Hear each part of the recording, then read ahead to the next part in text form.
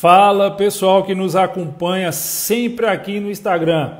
Tranquilo? Como é que vocês estão? Primeira de luxo. Sejam bem-vindos a mais uma live nossa aqui. Live mais uma vez que vai contar com a participação de um dos maiores constitucionalistas brasileiros da nova geração, meu patrão, meu amigo Rodrigo Rabelo.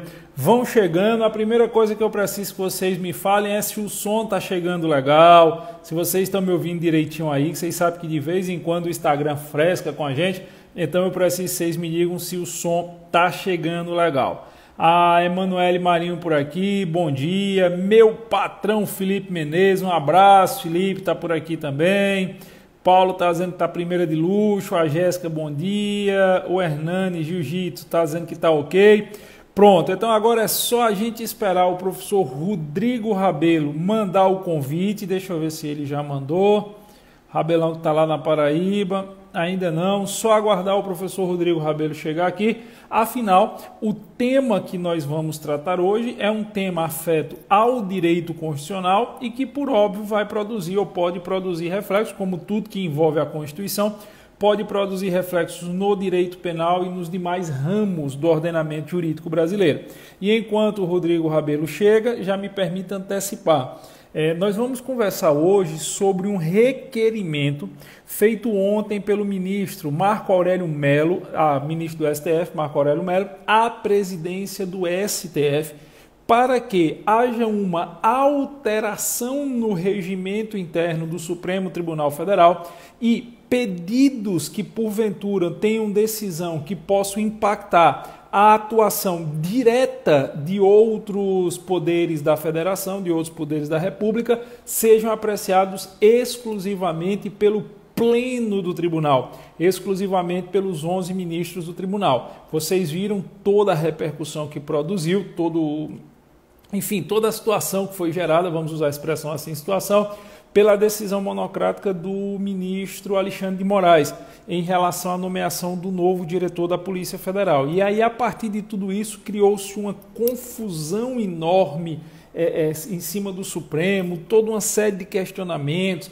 Nós tivemos uma manifestação brilhante do professor Ives Granda Martins, talvez dos últimos grandes constitucionalistas, o último grande constitucionalista brasileiro vivo. E aí o STF se manifestou, o STF parece que sentiu o baque e houve esse requerimento ontem do ministro Marco Aurélio Mello. Então a gente vai tentar entender isso aqui. Rabelo acabou de entrar.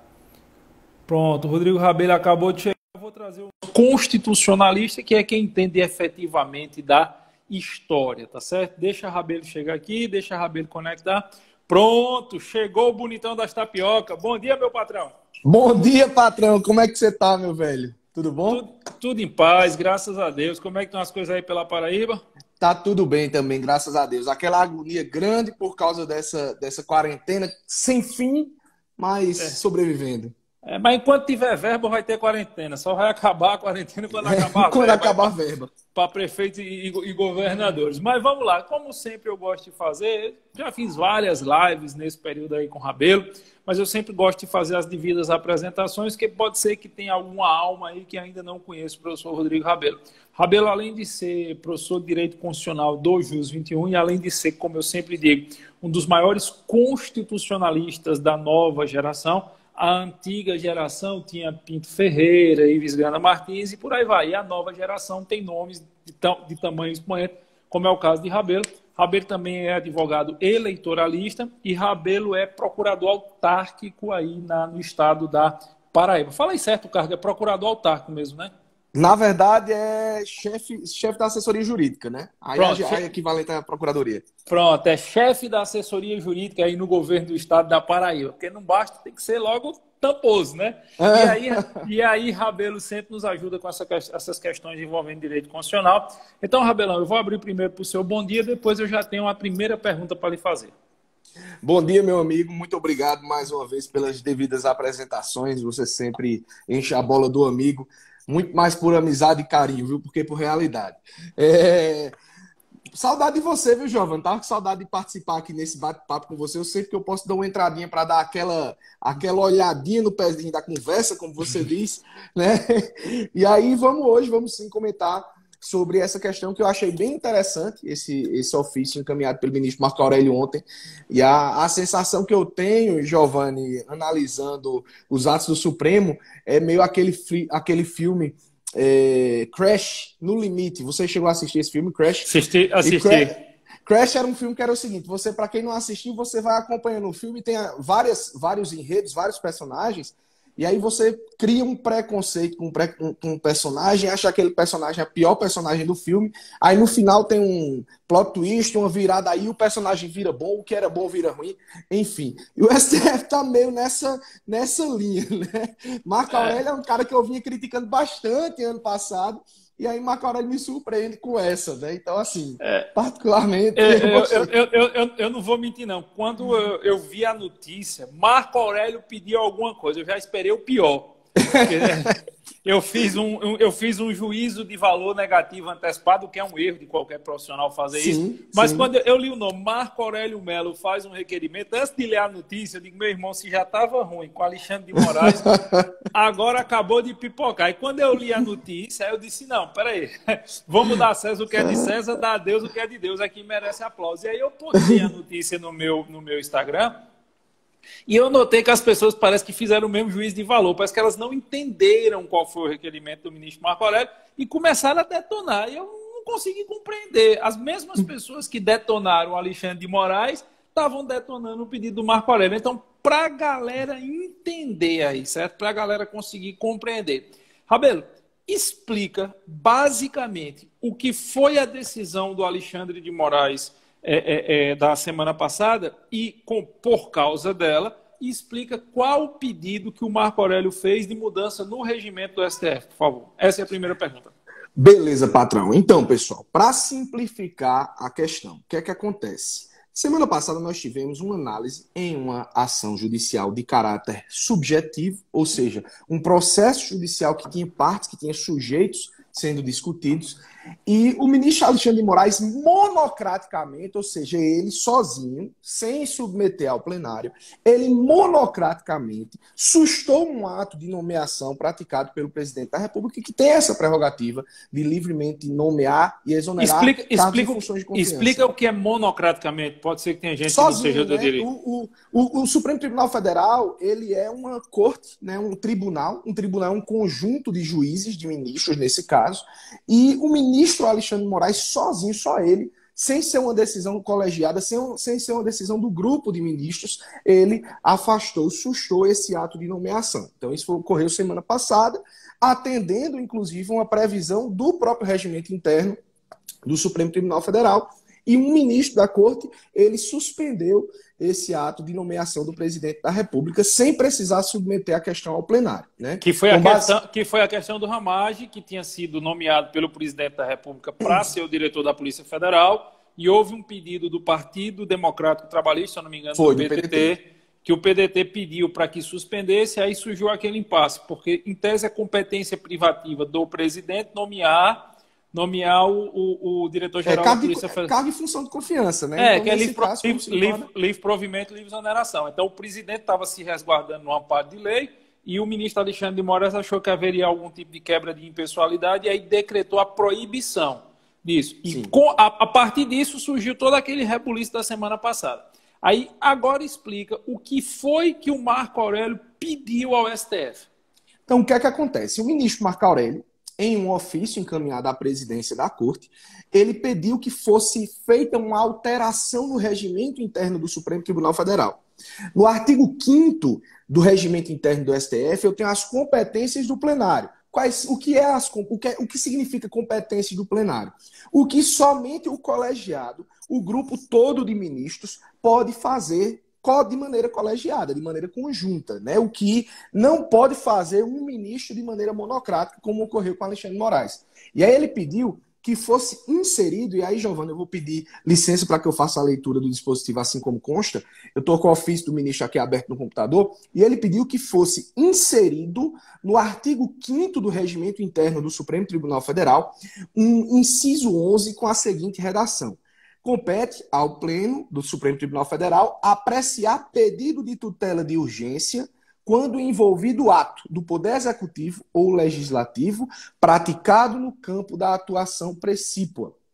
Para traduzir, para ficar de melhor compreensão para quem nos acompanha. Em outras palavras, ele disse o seguinte, olha, presidente do STF, é necessário que nós promovamos uma mudança no regimento interno para que tudo que for ato praticado pelo Poder Legislativo ou pelo Poder Executivo, dentro de suas competências próprias, e que for questionado no Supremo quanto à constitucionalidade ou inconstitucionalidade, e nesse pedido tiver uma tutela de urgência, pessoal, para quem for mais old school aí, é a famosa velha e boa liminar, né? Em outras palavras, quando houver uma tutela de urgência, o que é que você vai fazer? Necessariamente, se for um ato que é de competência de outro poder, essa tutela de urgência tem que ser apreciada pelo colegiado da Corte. Né? Então, basicamente, o que o ministro Marco Aurélio requereu foi a inclusão desse inciso para evitar acontecer o que aconteceu semana passada.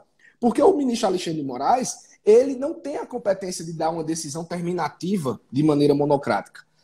O que é uma decisão terminativa? Terminativa, né? Encerra o processo. Ele tem a competência de conceder a tutela de urgência, e foi o que ele fez. Suspendeu, em sede de tutela de urgência, um ato do Poder Executivo. E aí fica a discussão toda que o ministro Marco Aurélio puxou nesse ofício, mas não vou me estender não para a Giovana continuar as perguntas e eu poder explicar. Diga aí, patrão. Não, inclusive, eu recordo, eu não vou saber pronunciar o nome, porque faz muito tempo, se você puder me corrigir. Tem um professor que é um autor de constitucional, ele é da PUC de São Paulo, é Gilberto, não sei se é Berkovic ou Berkovic. Eu me lembro que na minha época de graduação, quando eu li as obras dele, ele já defendia que, em respeito à questão dos freios e de contrapesos, quando você tivesse um pedido, ainda que isso não tivesse no regimento interno do STF, você tivesse um pedido que pudesse atingir competência privativa de outros poderes, que seria interessante você submeter ao pleno, aos 11 ministros, e ele falava até para evitar que haja uma questão de vinculação pessoal, para evitar que o juízo pessoal de um ministro acabasse influenciando numa decisão que não caberia a ele tomar. E aí, Rabelo, eu particularmente, vou dar a minha opinião, depois eu queria ouvir a sua. Eu vejo isso com excelentes olhos. Eu, particularmente, vejo isso com excelentes olhos. Repito, quando eu comecei a ler o nome do ministro Marco Aurélio Mello, eu já pensei que tinha uma bomba. Mas isso me parece uma decisão, pelo menos um pedido, porque não foi decidido ainda. Um pedido altamente ponderado, porque faz três coisas. Primeiro, dificulta que alguém tente governar através do STF. Porque o que eu estava percebendo, a leitura que eu estava fazendo era: algumas pessoas que não conseguiram ganhar a eleição nas urnas estavam tentando governar através de decisões singulares do Supremo Tribunal Federal. Tudo estava sendo questionado. O MBL, por exemplo, acabou de questionar a nomeação do novo diretor da Polícia Federal. Eles entraram com o pedido. O primeiro foi do PDT, agora foi do MBL. Então, isso dificulta que as pessoas estejam querendo interferir diretamente na atuação do Executivo, na atuação do Legislativo. Por quê? Porque é muito mais fácil você conseguir um despacho liminar, porque eu sou old school, esse negócio de tutela de urgência eu acho muito estranho. É muito mais fácil você conseguir um despacho liminar de um juiz, de um ministro numa decisão monocrática, do que você conseguir reunir os 11 ministros para que esses 11 ministros discutam, para que esses 11 ministros debatam. Então, eu já reputo como uma coisa boa, porque vai dificultar muito essa hiperdemanda para o STF e vai dificultar também esse ativismo judicial que estava interferindo no âmbito político. Essa é a primeira coisa. E a segunda coisa também, eu vi muita gente criticando, dizendo que isso poderia ser uma manobra para dificultar reversões de eventuais decisões que já tinham sido dadas em desfavor do Executivo Federal. Pelo contrário, essas reversões dessas decisões já vão ser afetas ao pleno, para que você consiga, no nível do Executivo Federal, reverter uma série de decisões, como, por exemplo, a decisão lá de que só cabe a prefeitos e governadores decidirem sobre lockdown ou não. Uma série de coisas que, para o governo federal reverter, ele já teria que ir para o pleno. Então, me parece muito salutar, sempre pensando nesse sistema de freios e de contrapesos que deve existir à luz dos poderes montesquianos, à luz da tripartição de poderes, me parece bastante salutar. E me parece que talvez o maior de todos os objetivos seja evitar que todo dia alguém esteja batendo na porta do judiciário pedindo para o judiciário fazer as vezes do executivo. Essa é a minha impressão, essa é a minha leitura. Mas eu queria que você fizesse a sua leitura sobre isso. Não, eu concordo contigo, Giovanni. Foi profundamente bem. Eu recebi essa manifestação do ministro Marco Aurélio de uma maneira profundamente positiva, né? Estava acompanhando aqui algumas manifestações e aí eu vou tentar, na minha exposição, colocar algumas respostas sobre essas perguntas e esses questionamentos feitos, mas o ofício, você chegou a lê-lo, o ofício ele é bem interessante, Giovanni, porque o ministro Marco Aurélio no ofício, além de fazer uma rápida exposição de direito constitucional positivo, ele também faz uma análise linguística do dispositivo constitucional. E aí puxando esse gancho para a questão da tripartição dos poderes. De fato, existe a lógica da autocontenção entre os poderes, né, dos freios e contrapesos. Então, eu não estou entrando no mérito dessa possibilidade ou impossibilidade. Cheguei, inclusive, a ver os comentários na sua página, né, porque você disse que muita gente não tinha recebido bem a ideia, e aí eu fui ver os comentários para poder trazer isso para esse debate. E, de fato, muita gente não entendeu a lógica da coisa. O sistema de freios e contrapesos, a parte análises casuísticas, eu não estou analisando caso A, B ou C, estou falando numa perspectiva geral, ele deve existir. Então eu tenho 3 poderes que são equivalentes entre si. Eu tenho o poder legislativo, o poder executivo e o poder judiciário. Quem é o chefe, a autoridade soberana do poder executivo? Presidente da República. Quem é a autoridade soberana dentro do Poder Legislativo? Presidente do Congresso Nacional. Quem é a autoridade soberana dentro do Poder Judiciário? Não é o presidente do Supremo. Nem é nenhum ministro do Supremo. A autoridade soberana dentro do Poder Judiciário é o Pleno, é o Supremo. Né? E aí, o ministro Marco Aurélio ele faz essa exposição no ofício, um ofício curtinho de 2 páginas, mas ele destaca isso. Eu estou aqui, inclusive, no parágrafo que ele fala que etimologicamente, o vocábulo supremo sinaliza um ente único. Então, a corte, como um todo, é que representa a autoridade máxima dentro do Poder Judiciário. Então, decisões que possam confrontar o Poder Judiciário, o Executivo e o Legislativo têm que ser tomadas pelo Pleno da Corte. Só uma coisa, você não teve a impressão que parecia o doutor Dalmo Dallari escrevendo aquele requerimento, não, porque ele fala exatamente isso, né? Exatamente. O professor Dalmo Dallari diz exatamente... Dalmo de Abreu Dallari. Dalmo de Abreu Dallari, ele diz um dos grandes constitucionalistas brasileiros da história, ele diz exatamente isso, que diferentemente do Executivo e do Legislativo, o ente máximo de representação do Judiciário não é uma pessoa, mas são 11 ministros. Mas eu te atrapalhei, desculpa, é porque eu me lembrei do doutor Dalmo agora. Fica tranquilo. E aí o que acontece, Giovanni? É meio surreal você pensar que um ministro que compõe a corte, que como um todo é soberana, ele vai confrontar uma atuação de um chefe de poder, seja do poder executivo, seja do legislativo, em mesmo grau. Um ministro, monocraticamente, confrontar uma prerrogativa presidencial ou uma prerrogativa do Congresso Nacional, que seja. E aí o que acontece? De maneira também muito sábia, o ministro Marco Aurélio ele vem e fala, olha, o Supremo Tribunal Federal ele tem 2 tipos de competência de processamento judicial, né? 2 tipos de competência de análise de processos. Processos de natureza objetiva, que são as ações de controle de constitucionalidade, e processos de natureza subjetiva, que são todos esses outros processos que desaguam no Supremo Tribunal Federal e vão discutir, de fato, casos concretos, né? Que é o que a gente chama de controle difuso. E o Supremo ele realiza essas 2 modalidades de análise. E aí, o ministro Marco Aurélio ele faz referência, e eu comentava contigo, Giovanni, exatamente há 15 dias atrás isso, não em live, mas a gente conversava no grupo dos professores do JUS 21, ele faz referência à lei da ação direta de inconstitucionalidade, da ADC, né, e da ADO, a lei 9868 de 99, que autoriza que um ministro monocraticamente conceda a cautelar, mas há de referendo no pleno. Então, se, por exemplo, você ingressou com a ação, uma arguição de descumprimento de preceito fundamental, contra um ato do poder público flagrantemente inconstitucional e que precisa urgentemente de uma ação do STF, né, de uma atuação do STF para sustar esse ato. É possível que se conceda a tutela de urgência, a cautelar de maneira monocrática, mas para ser referendada na sessão subsequente do Supremo, a de referendo imediato. né? E aí, tudo bem, vai ser concedido cautelarmente, mas vai ter um prazo curto para que o plenário ele sustente ou rejeite. Isso aconteceu recentemente com o ministro Lewandowski, né? O ministro Lewandowski, ele concedeu uma tutela de urgência, uma cautelar, melhor dizendo, uma cautelar em sede de ADI com relação a uma das medidas provisórias do presidente da República e o plenário derrubou. Que foi aquela questão de precisar de parecer e de homologação dos sindicatos para a aplicação da suspensão do trabalho. Exatamente. E aí eu me lembro que você perguntou, Rabelo, meu patrão, isso daqui pode? Você perguntou no grupo dos professores do Jus 21. Eu disse, patrão, pode. Por quê? Porque a lei ela autoriza que seja concedida a cautelar monocraticamente a de referendo do plenário na sessão subsequente. E foi exatamente o que aconteceu. É tanto que na outra semana caiu, né? Caiu. Na outra semana.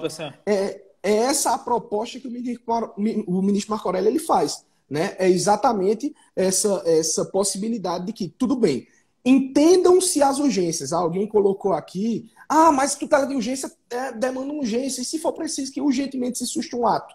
É possível sim, a ideia não é impossibilidade de concessão monocrática. A ideia aí é que, ainda que eu tenha a concessão monocrática, seja a posteriori, imediatamente, respaldada pelo plenário. Porque nesse caso da decisão do ministro Alexandre de Moraes, ele concedeu a tutela de urgência e agora vai aguardar o julgamento da matéria no final. Sabe Deus quando, né? Porque depende de pauta, né? Depende de pauta. Sabe Deus quando. E aí pergunta-se, é justo que um ministro monocraticamente, que não representa a autoridade soberana do Poder Judiciário, monocraticamente suste um ato de outro poder? E eu não estou falando dessa análise casuística, não, porque de repente quem é contra o governo vai dizer, tá certo. Não, gente, vamos pensar numa perspectiva mais ampla, vamos pensar em direito constitucional. Já citaram aí do caso do governo Dilma, já citaram aí o caso do governo Temer. Vamos pensar aí na perspectiva constitucional. Será que é lógico se sustentar que um ministro que compõe uma corte, onde a corte é soberana, ele confronte ele individualmente, monocraticamente, sozinho, forever alone, confronte o chefe de um outro poder ou as prerrogativas de um outro poder? Porque eu não estou falando que, o presidente praticou um ato que é a parte de suas competências. Eu não estou falando que o poder legislativo praticou um ato que está fora de suas competências. Não. Praticaram atos que são prerrogativas suas conforme a Constituição. E aí, se existe uma análise quanto ao desvio da finalidade, essa análise é colocada no Supremo, mas isso deve ter uma cautela na hora de você sustar um ato que é prerrogativa de alguém.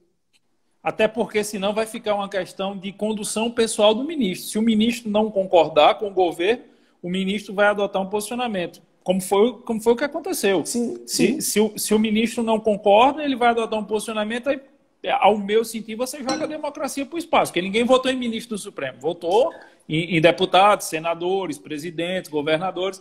Então, na hora que um presidente, estou falando um caso específico, que foi o caso do presidente da República, ele decreta algo exatamente nos termos da sua competência constitucional, porque é livre provimento e livre exoneração, e alguém não concorda e o ministro pode voltar atrás, você está dizendo que aquilo que o ministro quer é mais válido do que aquilo que o presidente da República quer. E eu vi muita gente falando aí em HC também e tal. Ninguém está falando em HC aqui. A questão não é HC, não. Desculpe, mas é uma coisa que vai muito além, seja do HC Garantia Constitucional de ir e vir, seja do HC Ação Autônoma de Impugnação. A gente está falando de apreciação de ADI, apreciação de mandato de segurança, apreciação de ADC, apreciação de uma série de coisas que são atos diretos contra atos de poderes de dirigentes de outros poderes da federação. Jovem, deixa eu só reexplicar isso daí ao pessoal, que o que se está colocando, a proposta do ministro Marco Aurélio, ela não vai valer para todos os processos não, tá? Então, por exemplo, ela não vale para um HC. Ela vai valer especificamente quando o ato impugnado for um ato praticado pelo Executivo ou pelo Legislativo, no campo de sua atuação precípua. O que significa esse no campo de sua atuação precípua? No campo de suas prerrogativas. Então a discussão aí é no campo das prerrogativas, das competências do poder. Então a competência do Legislativo, que é do Legislativo, e que o Supremo vai analisar, em tutela de urgência, é possível que um ministro suste o ato de um poder que é um é uma coisa que é uma análise que muita gente não faz, porque infelizmente o direito brasileiro ele está muito permeado de análises que deixaram de ser jurídicas e passaram a ser análise de cunho pessoal. Eu gosto ou eu não gosto de uma pessoa. Se eu gosto da pessoa, o ato é válido. Se eu não gosto da pessoa, o ato é absurdo, é inválido. Mas para a galera ter uma noção, eu faço a seguinte comparação. A pauta de votação da Câmara dos Deputados é competência privativa de quem para pautar? Do presidente. O presidente da Câmara, que é o Rodrigo Maia, vai pautar. Seria a mesma coisa do Rodrigo Maia dizer, olha, nós vamos colocar para votação hoje aqui um projeto de emenda constitucional que vai liberar dinheiro para estados e municípios. E aí o presidente da República entrar no STF pedindo que liminarmente um ministro do STF suspendesse a votação. E aí um ministro do STF chega e diz, o senhor Rodrigo Maia não vai botar isso em votação. É a mesma coisa. É o mesmo instituto jurídico. Se é competência privativa do senhor Rodrigo Maia estabelecer a pauta de votação na Câmara dos Deputados, um outro poder não pode, um único ministro do STF chegar e dizer, os 500, são 512, 513, os 513 deputados 513? Aí vão... 513. Os 500 e tantos deputados aí vão ficar caladinhos, vão ficar na deles, porque que vai valer aqui a decisão desse ministro do STF. É a mesma coisa. O que aconteceu semana passada foi a mesma coisa. O ministro do STF, o senhor Alexandre de Moraes, chegou e disse, olha, todos os 57 milhões de eleitores que o presidente da República tiveram vão ficar caladinhos porque eu não quero que esse ato seja feito. E aí uma alegação que foi feita é a questão do princípio da impessoalidade. Mas eu vou até aproveitar para lhe perguntar isso. A próxima pergunta que eu ia fazer era sobre a manifestação do Dr. Ives Gana, mas eu vou lhe perguntar isso. Cargos de livre provimento e livre exoneração, em tese, eles são cargos onde a impessoalidade é mitigada. Eu não conheço um ministro do Supremo que tenha sido indicado sem ter uma relação muito próxima com o presidente da República. Por exemplo, o ministro Dias Toffoli. O ministro Dias Toffoli foi advogado do Partido dos Trabalhadores, amigo pessoal do ex-presidente da República, Lula, e do José Dirceu, que foi da Casa Civil. Foi indicado por eles e foi sabatinado pelo Senado. O Alexandre de Moraes trabalhou com o Temer desde a época do governo do Estado de São Paulo, que o Temer foi secretário de Segurança do Estado de São Paulo. O Alexandre de Moraes trabalhava com ele. Você pega o Marco Aurélio Mello, ele foi indicado pelo primo dele, Fernando Collor de Mello. Hoje não seria possível, que seria nepotismo, inclusive, por causa da lei do nepotismo. Mas na época não era. Então, você pega as pessoas que compõem o Supremo, hoje, todos eles foram indicados sem se levar em consideração o critério da impessoalidade, ou pelo menos uma mitigação da impessoalidade. E eu entendo que cargo de livre provimento e livre exoneração são cargos aonde você tem que mitigar a impessoalidade mesmo, porque ninguém vai indicar para um cargo de confiança uma pessoa que não confia. Não está dizendo cargo de confiança. Mas essa é a minha interpretação de penalista. Qual é a sua de constitucionalista, Rabelo? Não, eu entendo também, né? O princípio da impessoalidade, ele, bem, em razão de sua natureza principiológica, é um mandamento de otimização dentro da própria teoria do Alex, que é a corrente que o STF vem demonstrando estar mais próximo, ainda que o STF, na grande maioria das vezes, siga muito mais Hannah Arendt no seu querer, né? Ele joga fora as doutrinas da hermenêutica constitucional e vai aplicar o que ele quer, precisamente, num viés político ou num viés próprio de condução do poder. Mas, enfim, retornando, o princípio é um mandamento de otimização, né? E aí o princípio da impessoalidade, ele tenta evitar, ele tem a finalidade de evitar que o ministro ele pratique a administração pública haja de acordo com interesses pessoais efetivamente. Mas eu entendo, inclusive, que isso aparta muito da hora da condução dos cargos de livre nomeação e livre exoneração.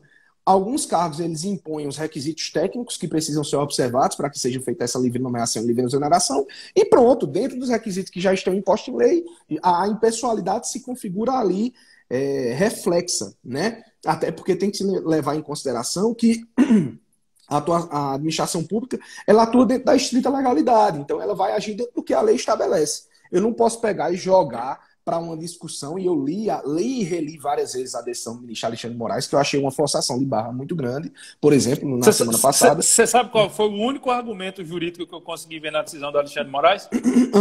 Eu quero, eu posso, eu vou fazer. Foi o basicamente isso. Basicamente isso. Né? Então, particularmente assim, eu acho que não é o caso. Né? Eu acho que Nesse caso concreto da semana passada, por exemplo, a gente está fazendo uma premonição, né? A gente não, no caso, o ministro estava fazendo uma premonição e entendendo que haveria uma impessoalidade aí em razão das proximidades, que não vem ao caso, né? Eu não acredito que venha ao caso. Eu até brinquei, não sei se foi no meu Twitter ou se eu cheguei a postar no Instagram, que eu disse que o ministro Alexandre de Moraes estava criando no Brasil o direito Minority Report, em referência ao famoso filme Minority Report, porque o fundamento que o Alexandre de Moraes colocou foi: como existe a possibilidade de, no futuro, haver quebra da impessoalidade, ou seja, ele deixou o direito penal, ele deixou o direito administrativo do fato e passou a usar o direito penal, o direito administrativo do autor. Qual é a diferença direito penal e direito administrativo do fato? Eu puno penalmente e administrativamente alguém que incorrer num fato que a lei considere como delito ou como infração administrativa. Sim. Direito penal do autor eu não quero saber se o cara acertou ou errou, eu vou punir ele porque eu não gosto dele. Eu vou punir ele porque eu acho que ele tem uma tendência. Cara, na hora, fazendo as devidas ressalvas aí, mutatis mutandis, me lembrou o homem delinquente. Me lembrou aquela teoria do final do século XIX, início do século XX, que se você tivesse certas características, você tinha tendência à delinquência, então você tinha que ser capturado. Lombroso, né? Lombroso, Você teria que ser capturado antecipadamente. Então, o que o ministro Alexandre de Moraes fez foi, ele supondo que no futuro poderia existir uma quebra do trabalho da Polícia Federal por causa do Ramagem, ele preventivamente, antes de qualquer fato fundamentado, ele preventivamente resolveu punir o cara, impedindo que o cara assumisse. E aí uma coisa que me pareceu mais assombrosa ainda, se isso é razão suficiente para ele não assumir a PF, o ministro também deveria ter proibido que ele continuasse na ABIN. Porque, para quem não sabe, o Alexandre Ramagem ele ia sair de chefe da ABIN para chefe da Polícia Federal. Como os requisitos para ser chefe da PF e da ABIN são os mesmos, se ele não preenchia os requisitos para ser chefe da Polícia Federal, que porra é então que o ministro deixou ele como chefe da ABIN? Isso é o que a gente chama de sentença suicida, que é a sentença que não se sustenta na sua análise hermenêutica. Basicamente ele disse, eu acho que o cara vai aloprar, eu entendo que aqui é a análise do autor e não do fato, então eu não posso permitir o Minority Report que ele chegue a aloprar. Beleza, e por que deixou ele na ABIN? Por que não foi lá e por que não foi lá e se manifestou? Não existe como você sustentar hermeneuticamente essa decisão do Alexandre de Moraes. É porque foi uma decisão contrária ao presidente, vamos bater palma, ou porque foi uma decisão favorável ao presidente, vamos criticar ou vamos bater palma. Não, é porque é uma decisão que é contrária ao direito. Ao direito. Eu sou jurista, Rabelo é jurista. O que a gente teme é que no futuro todos esses precedentes aqui deem às pessoas poderes que o sistema constitucional de freios e contrapesos quis evitar. O poder é um leviatã. O poder é um monstro terrível que, se você não controlar da gente, você vai cortar a cabeça e vão surgir dores do local. O poder é o Cérbero, é o cão dos infernos que precisa ser domado. Então, o que nós estamos trazendo na análise é que você tem um ministro do STF, uma corte que, em tese, é para ser composta dos 11 maiores juristas brasileiros em tese jurídica, certo? As pessoas que mais entendem de direito no Brasil dentro do Poder Judiciário, aonde um desses ministros simplesmente toma uma decisão que não consegue ter nenhum sustentáculo hermenêutico por nenhuma da... Você pode pegar aquelas regras de hermenêutica que João Maurício Leitão Adeodato explica uma por uma, todos aqueles fenômenos hermenêuticos, todas aquelas correntes hermenêuticas, e você não vai ter aquelas regras do Lennon Streck de análise hermenêutica, você não consegue nenhuma sustentar, porque é um direito penal, é um direito administrativo, é um direito constitucional que presume uma infração futura e que analisa o autor e não analisa o fato. Eu enxergo. Não, Giovanni, assim. Você falando aí me lembrou demais um professor que eu tive, o professor Leonardo Martins, um dos grandes constitucionalistas que nós temos. E o professor Leonardo foi meu professor de mestrado, e ele é muito apegado à à hermenêutica alemã, né? Então as correntes hermenêuticas alemãs são bem dogmáticas. E aí ele tem uma obra que é fazendo a análise das jurisprudências da Corte Constitucional Alemã, né, do TCF, Tribunal Constitucional Federal da Alemanha, e comparando esses mesmos cases com a nossa Suprema Corte, né? Então, a decisão, quando eu li a decisão, Giovanni, eu me lembrei dele na hora, que a decisão é muita verborragia, muita referência e pouco conteúdo. Quando você extrai, é igual aquele limão que é desse tamanho, na hora que você corta, o bicho está seco que só molesta. Então, eu me lembro, eu fiz um curso uma vez com o professor José Afonso da Silva, não sei se você conhece, foi pessoalmente não, mas obviamente todos os livros dele eu tenho decorado, né? Ele foi professor da USP e há uns anos atrás eu tive a oportunidade de fazer um curso com ele de imersão em direito constitucional. Antigamente tinha muito isso, você passava uma semana estudando só uma coisa. E aí eu fiz um curso de hermenêutica com ele lá em São Paulo, tem uns 15 anos isso. E ele, quando falava da hermenêutica, ele dizia muito isso. Ele dizia que se um juiz, se um ministro, se ele precisa começar uma decisão fazendo uma análise hermenêutica e não uma análise jurídica, essa decisão dele está fadada ao fracasso. Eu gravei bem essa frase do professor José Afonso da Silva. Ele diz assim, um juiz ele tem que começar uma decisão fundada no direito, fundada na norma. Depois ele até pode se valer da hermenêutica. Mas se ele se vale mais da hermenêutica ou da simples interpretação do mundo que ele acha certo ou errado ao invés do direito, essa decisão está fadada ao fracasso. Agora, Giovanni, deixa eu só fazer a parte aqui rapidinho, só porque a Júlia já perguntou algumas vezes, eu vi a Vi perguntando. Professor, e se por acaso a decisão tivesse sido tomada pelo plenário, ela estaria certa ou errada? O que a gente está tentando entender aqui, Júlia, na verdade, é uma questão de instituto, né? Então, eu não estou entrando no mérito de se a decisão foi certa ou errada. Na verdade, a proposta do ministro Marco Aurélio, ela é uma proposta de equilibrar as representações institucionais. Ou seja, como eu disse mais cedo, né, nós temos como chefe a autoridade soberana do Poder Executivo Federal, o Presidente da República. Como autoridade soberana do Poder Legislativo, temos o Presidente do Congresso Nacional. E como autoridade soberana do Poder Judiciário, o Supremo. Supremo enquanto órgão colegiado, não cada um dos ministros do Supremo de maneira hierarquicamente equivalente. O Supremo enquanto órgão colegiado. Então, o primeiro detalhe que tem que ser lembrado é esse. O que se está questionando não é Alexandre de Moraes, não é Lewandowski. O que se está questionando não é Fux, não é Barroso, enfim. O que se está questionando é por que um ato de competência privativa de um poder pode ser sustado através de uma decisão monocrática de um ministro que compõe o todo da corte. Né? Então, primeira questão que se coloca é essa. E aí, só uma coisa, só para complementar aí. Eu acho que se essa mesma decisão tivesse sido tomada pelo Pleno, ela estaria revestida de uma força muito maior do que se fosse uma decisão monocrática. Porque aí, meu patrão, uma coisa são 11 ministros discutindo, outra coisa é a vontade de um juiz. Por isso que é tão difícil uma decisão dessa ser tomada por 11 ministros. Não, e aí é bom destacar também o seguinte.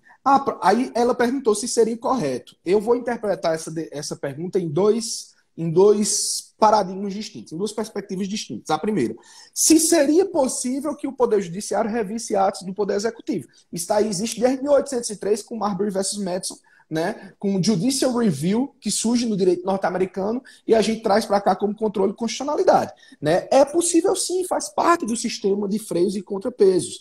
Isso não é um ato ilegítimo, é um ato muito pelo contrário. É um ato autorizado e estabelecido pela Constituição, destinando ao Supremo Tribunal essa competência de ser guardião da Constituição. Olha que coisa bonita.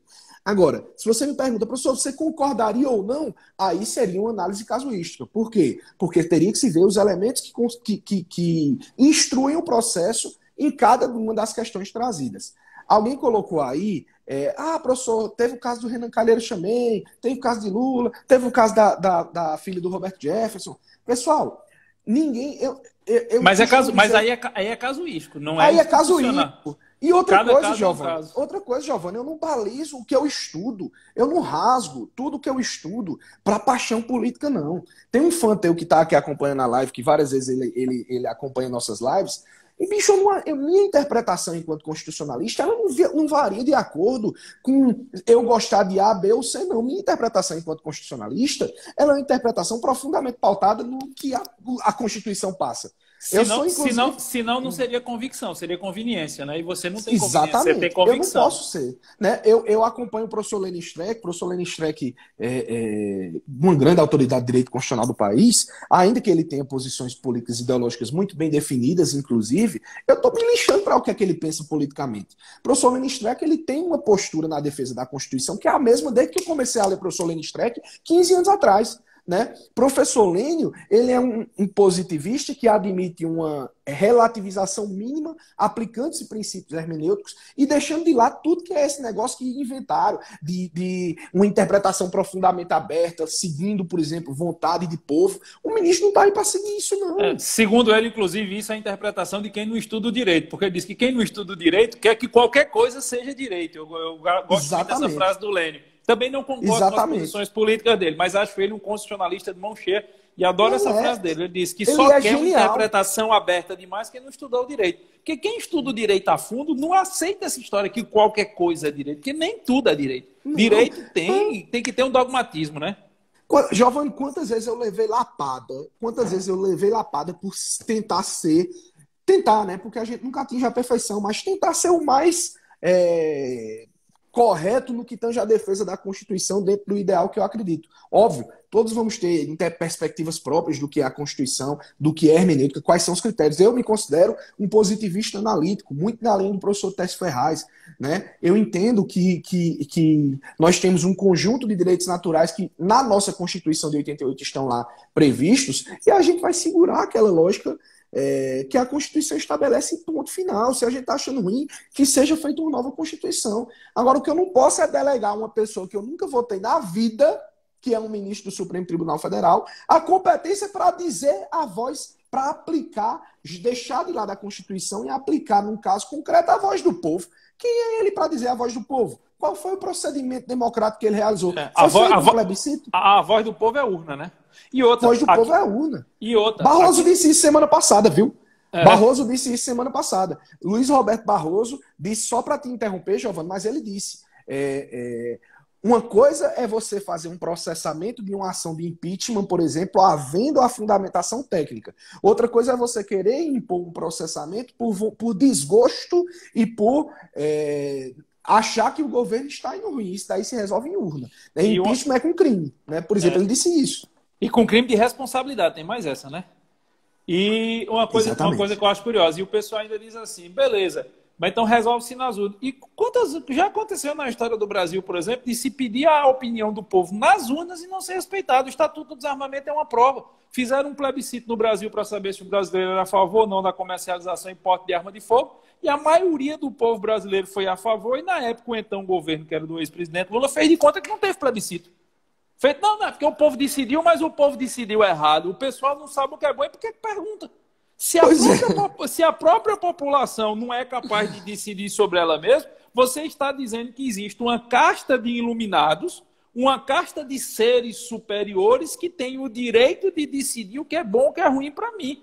Que tem o direito de decidir o que presta e o que não presta para mim. Isso, bicho, é ditadura. É o que a China faz, é o que Cuba faz, é o que a ex-União Soviética faz. E, assim como você, eu apanho demais porque as pessoas não entendem que a gente tem que defender a liberdade. Quantas vezes eu não levei porrada? Porque eu digo que tem governador de estado fazendo é uma afronta ao Estado de Direito, é uma ditadura localizada que o governador de São Paulo, do Rio faz.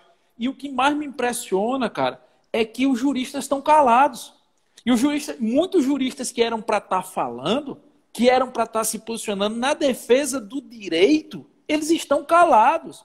É como se eles dissessem, não, peraí, eu recebi mensagem de juristas dizendo, Giovanni, espera para ver onde o vento dá. Para onde o vento der, você vai, porque você aí não perde a oportunidade de palestrar em faculdade. Meu irmão, isso é absurdo, isso é dantesco. Nós estamos vivendo um momento onde algumas pessoas se sentem os iluminados e eles acham o seguinte, se você não concordar comigo, você está errado. Se você não concordar comigo, você é povo, você está errado. O povo tem que fazer o que eu mando, o que eu quero. E não é isso, não foi isso que foi expresso nas urnas, não é isso que está expresso no texto constitucional, não é isso que está expresso na letra da lei. E a gente tem que se posicionar na defesa do direito, porque o melhor combate à hipocrisia é o bom direito. Eu vou te dar um exemplo aqui, Rabelo, já para passar para a próxima pergunta. Aqui em Pernambuco, o governador do estado está dizendo que amanhã deve decretar um lockdown, fechar mais ainda. Aí a pergunta que eu faço é, e por que as bancas de bicho estão abertas? Porque toda esquina aqui do Recife tem uma banca de bicho funcionando. O governador quer fechar o comércio regular e não consegue fechar a banca de bicho? Isso é hipocrisia. E contra a hipocrisia, você deve aplicar o bom direito. Se o cara estiver na praia, no recreio, tomando banho ou nadando, ele tem que ser detido e levado para a delegacia. E por que é que tem baile funk, boca de fumo nos morros e ninguém faz nada? Porque o Estado não quer mexer com isso, porque ele sabe que não consegue entrar, ele quer aprisionar o cidadão comum. E quem pode combater isso é o bom direito. Então, quando a gente está defendendo aqui o direito constitucional, o direito penal, as regras elementares, a gente não está defendendo A ou atacando B. A gente está defendendo a nossa liberdade. Você aceitar certos absurdos e certos abusos que estão acontecendo, não é você defender A ou você defender B. É você defender a liberdade. Nós temos um presidente que foi eleito com 57 milhões de votos. Que você goste ou que você não goste dele, a maioria da população brasileira disse: eu quero que o governo seja do jeito que ele está dizendo. Eu não quero que o governo seja do jeito que o ministro Alexandre de Moraes quer ou que o presidente da Câmara quer. Eu quero que o governo seja do jeito que ele está dizendo. Ah, é ruim, beleza, 2022 você troca. Mas é isso é que é voz do povo. Voz do povo é urna. Não simplesmente fazer como fizeram no Estatuto do Desarmamento, desrespeitar a vontade para falar, não, a vontade não foi do jeito que a gente quer. Não Ô, Giovanni, e o Estatuto do Desarmamento, aquele plebiscito, ainda foi o plebiscito mais escroto, com licença da palavra, que eu já vi, né? Porque a pergunta, meu amigo, era mais enrolada que o livro de Humberto Eco. Pega aquele pêndulo de Foucault, de Humberto Eco, tenta ler, é mais ou menos aquela pergunta. Fizeram de um jeito para o povo ser contra as armas e ainda assim a população foi a favor. E o pessoal chega... Bicho, você chega aí, se você fizesse hoje um novo plebiscito, era capaz de dar o mesmo resultado. Aí o pessoal parou de perguntar. Ô, Rabelo, mas aí, Giovanni, deixa eu só colocar um negócio, porque isso é uma coisa que você sabe que isso eu fico puto. Porque assim, eu realmente eu sou um devoto da Constituição ao ponto de, às vezes, ter que defender publicamente, porque como professor tem que fazê-lo, né, publicamente coisas que são contrárias ao Rodrigo Rabelo Cidadão, que o que o Rodrigo Rabelo Cidadão queria, mas eu tenho que defender a Constituição por um dever e uma questão de ética profissional. Até porque, amigo velho, eu não confio em jurista, Maria vai com as outras. Jurista de oportunidade, jurista de ocasião, mostra que não é jurista. Não é jurista. Não é jurista, né? Porque o jurista, ele defende ideia. Ele pode até mudar a defesa das ideias. Hans Kelsen, para mim, o grande jurista dos juristas, o cara criou o modelo de controle objetivo de constitucionalidade, né? de processo objetivo de controle abstrato de constitucionalidade.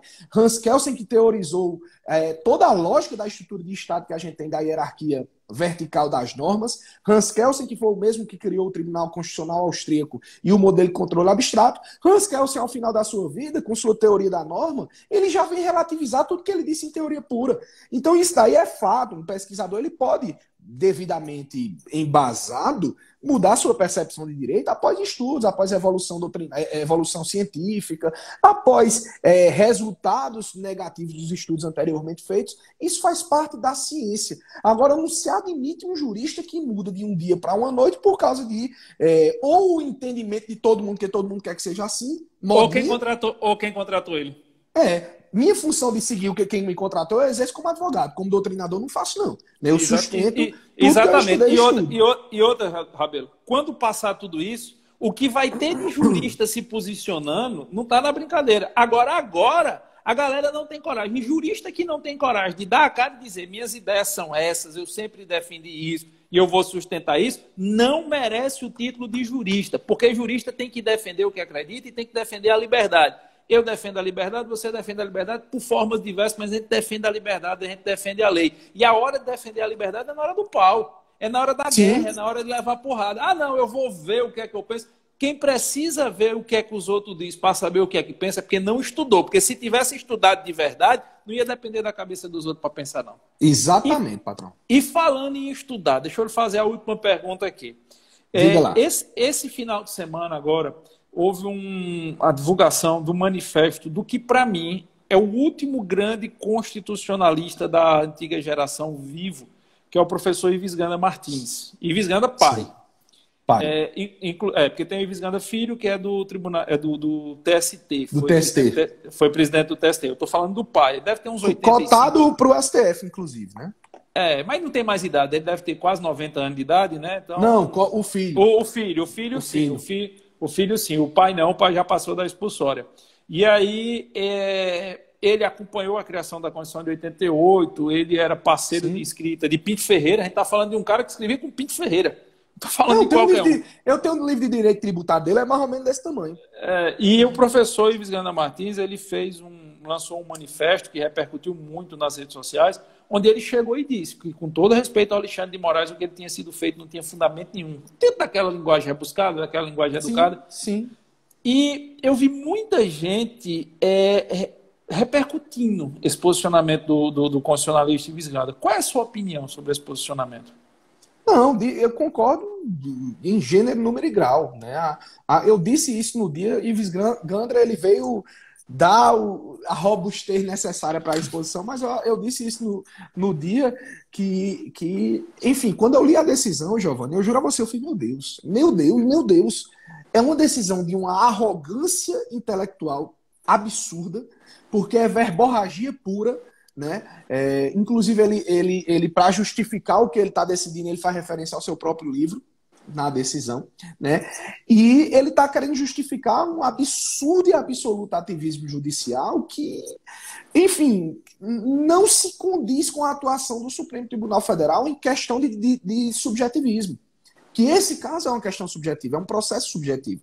O Supremo, ele sim tem uma atuação muito forte, eu estou puxando para esse lado, Giovanni, inclusive porque algumas pessoas colocaram aqui, a doutora, eu não lembro o nome, mas uma doutora perguntou aqui com relação a se seriam frutos negativos da mutação, do fenômeno da mutação constitucional.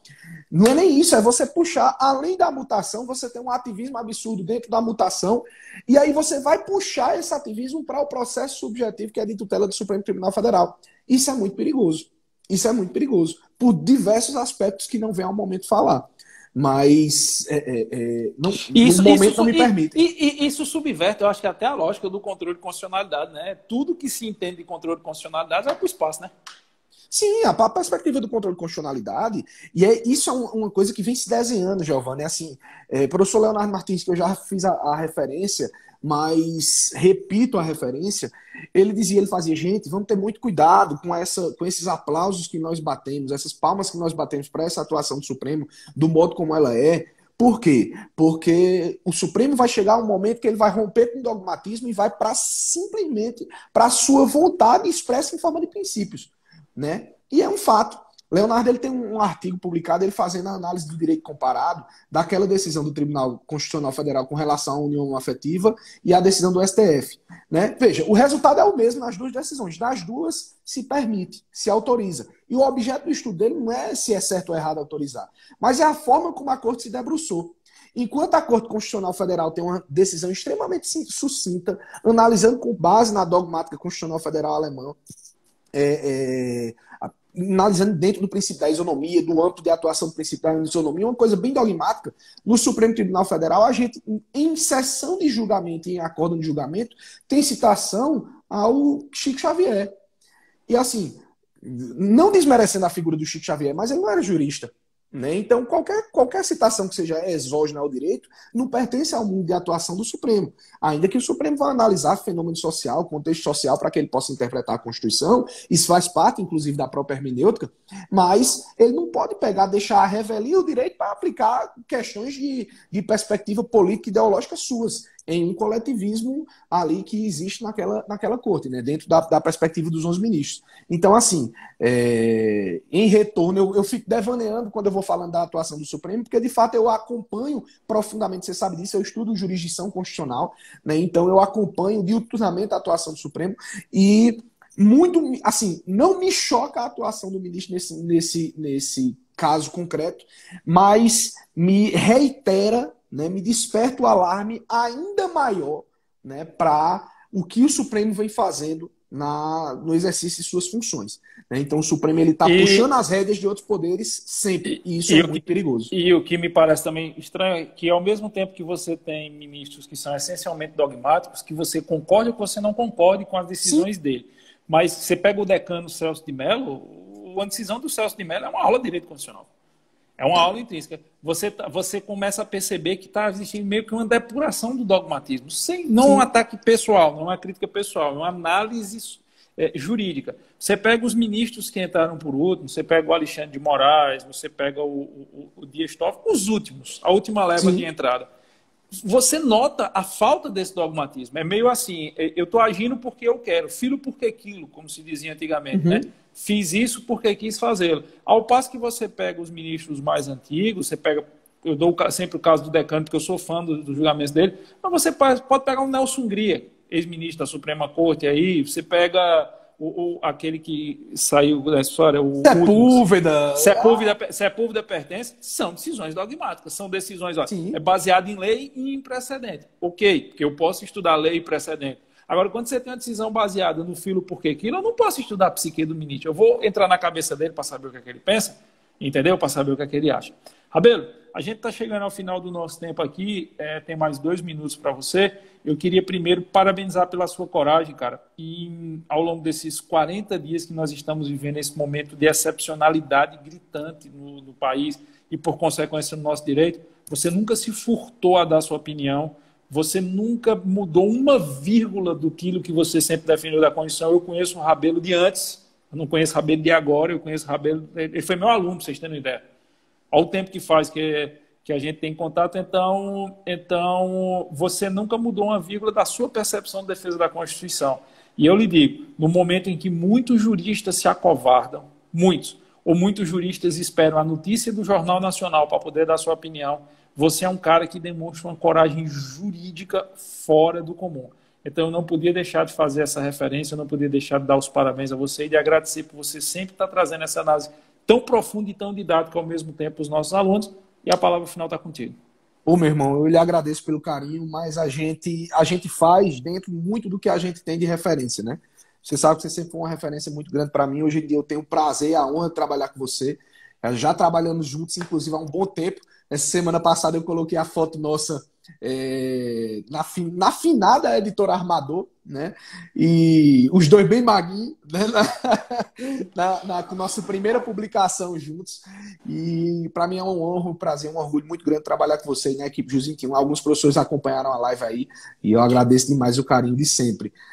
Aos nossos queridos alunos, faço um convite para que vão lá na minha página, no meu Instagram. Quem não me segue é o @RodRabelo, e o Rabelo é com 2 L's. E aí, qualquer dúvida, qualquer comentário, fiquem à vontade para a gente poder conversar sobre. E eu também peço um favor. Se você gostou dessa live, se você acha que essa live foi relevante, foi importante, printa ela, compartilha, marcando meu perfil, marcando o professor Giovanni, para que as pessoas saibam que a gente teve esse bate-papo e nós vamos repostar aí todo mundo que nos marcar, indicando essa live, porque isso é importante você saber. Proteger o direito, acima de tudo, nessa perspectiva, em momentos de caos, é a função do jurista. Não acredito em jurista Maria vai com as outras, não acredito em jurista em cima do muro, não acredito em jurista frouxo. Nós vivemos uma época em que a palavra macho adquiriu uma conotação negativa, mas no Nordeste macho é uma palavra que vale como um adjetivo para mulher e para homem. Né? Na minha terra, a mulher é macho, sim senhor. Na Paraíba a gente tem essa coisa.